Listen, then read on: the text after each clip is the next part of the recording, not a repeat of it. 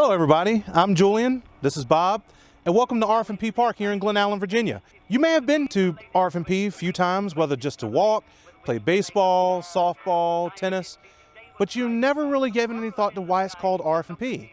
Well, Bob and I are going to talk about that a little bit over this video.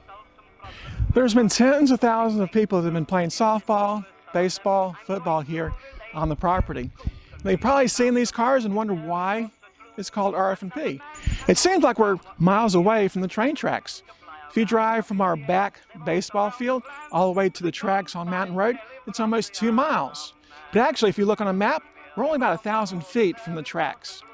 Every train company throughout history always bought property along the lines, hoping to resell it to a company that may have to use that train tracks. So it's double benefit for the train company. RF&P actually owned quite a bit of property along the line, including about 400 acres along the Glen Allen area. Well, they never actually sold it to a company, so when they ceased to exist in 1991, they gave the property to the county in order to build RF&P Park. The RF&P Railroad was chartered in February of 1834 as the 6th chartered railroad in Virginia. And upon its charter, it received exclusive rights to a route from Richmond through Fredericksburg in 1837, and then to Aquia Creek in 1842. Initially, if you wanted to go to Washington, you went to Aquia Creek and then you would catch a steamboat another 50 miles into Washington, D.C. During the Civil War, those steamboats were seized by the United States Army, while the wars were seized by the Confederate forces. The tracks from Aquia Creek to Fredericksburg were then destroyed. After the American Civil War, the line was extended to Quantico in 1872. There, train cars could be transferred to another line and then continue north. That line ended up being 113 miles long. There were Henrico train stations at Taylor's Crossing, Glen Allen, Laurel, Greendale, and Dumbarton. There was only one track until 1905. The RF&P connected to other lines in Richmond and at Quantico. And that connection of lines resulted in the motto of linking north and south. In 1991, the RF&P was merged with CSX and at that point ceased to have operations.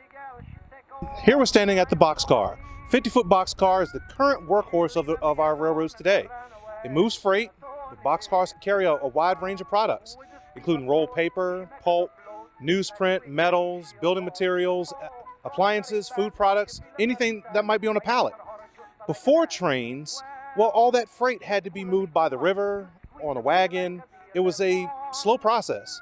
But once the RF&P lines connected from Alexandria to Fredericksburg in 1872, RF&P became an important link in transportation of fruit and vegetables and other foods to northern markets.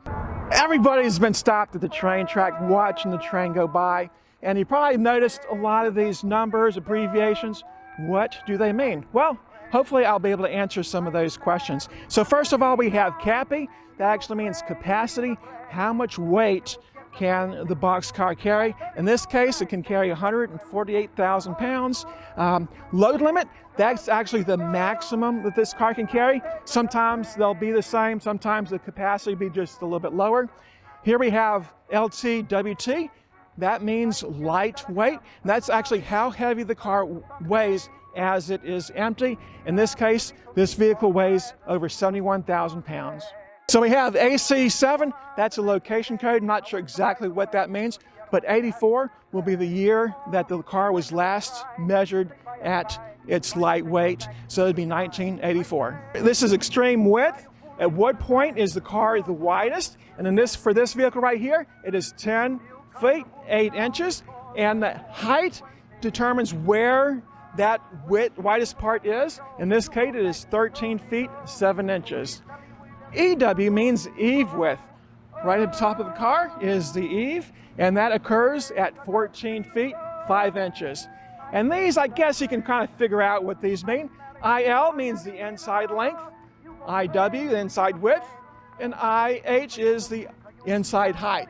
And this is the cubic feet.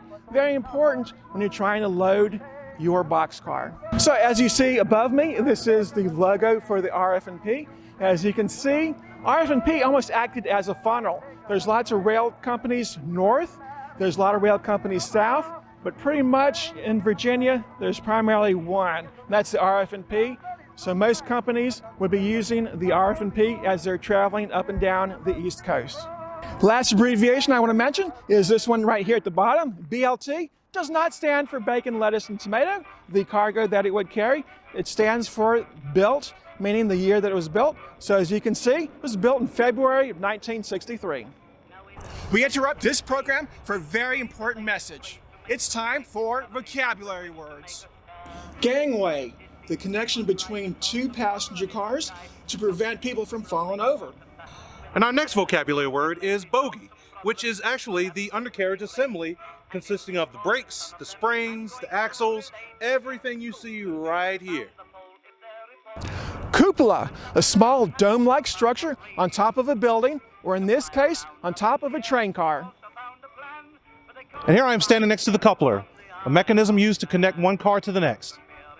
All right, here we are standing outside of the Steel Coach 522. It was actually built by the Bethlehem Shipbuilding Company in 1923, and it was painted this blue and white color to go along with the blue and gray clipper, and mainly ran through the 1950s. The RF&P once held the Santa train. This was a train that would go from Richmond to the North Pole, otherwise known as Ashland.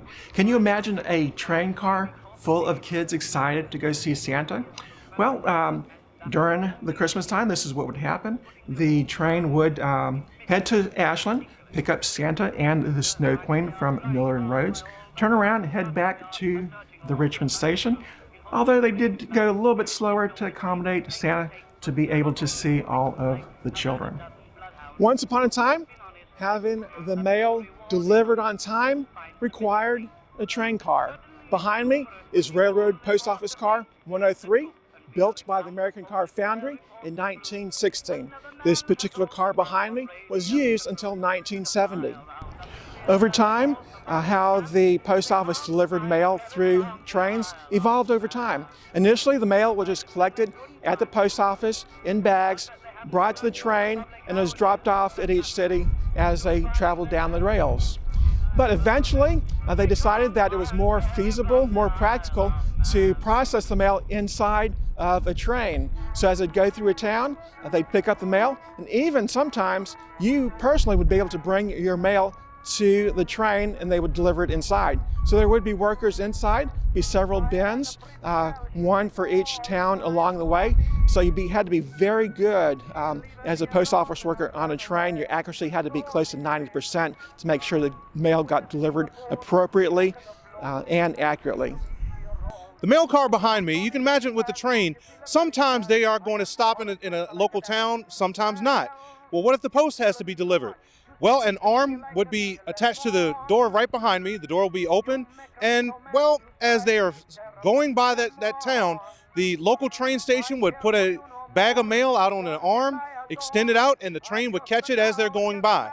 Same on the obverse. They put that extension arm out, kick the mail out as they're going, and it gets caught on the post.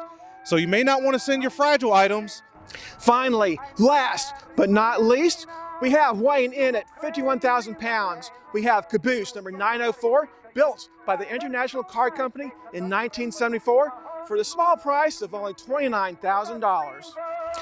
Welcome aboard Caboose number 904. The Cabooses probably have the most fascination with the public. You're probably wondering, what is the purpose of a caboose? Who's in there? What are they doing? First of all, there could be up to 3 staff here in the caboose. You have a conductor, you'd have a flagger, and a brakeman. As freight is being moved across the country, documentation for that freight has to be taken care of, and that's the conductor's job. He needs to keep track of what freight is on the train, how much, where is it going, where did it come from, as well as financial responsibilities with that freight. You have the brakeman and the flagger who's monitoring the train, as well as other purposes. So we'll get to that in just a second. On many train trips, these trips lasted for several days. So the caboose acted as living quarters as well. So as we take our tour around the caboose, you're going to find things like beds, a stove, a restroom, as well as a refrigerator. After working on the railroad all the long-lived day, you're going to need a place of rest. So here we have a bed. Now, every space in the caboose was utilized. So underneath the bed, we do have a storage space for all the tools that would be needed for the train. The primary responsibility of the brakeman was to throw switches. As the train would pass through a junction, The train would stop, brakemen would get off of the caboose, and go out and switch the tracks. Today, most of those tracks are all done by computers, but back in the past, you didn't have computers, so it had to be done by hand. One of the primary responsibilities of those workers in the caboose was to keep an eye on the train ahead of them.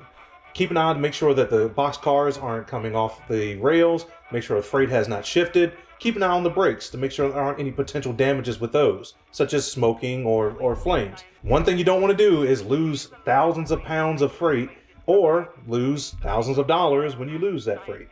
I've got a secret. Cabooses once carried torpedoes.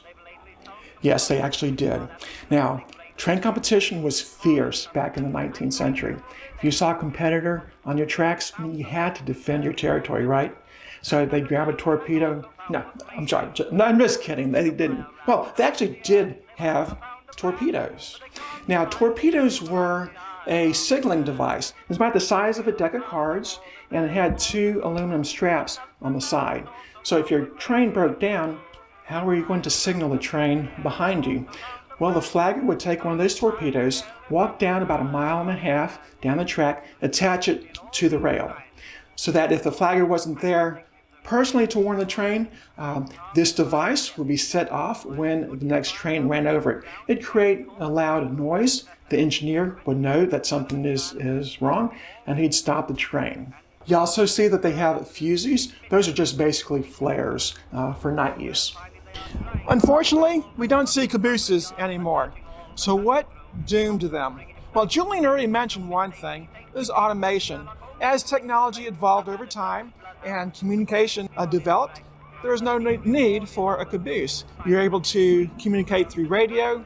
The conductor was able to do his business through computers. And so, unfortunately, we don't see cabooses anymore, but you can see one here at RF&P Park.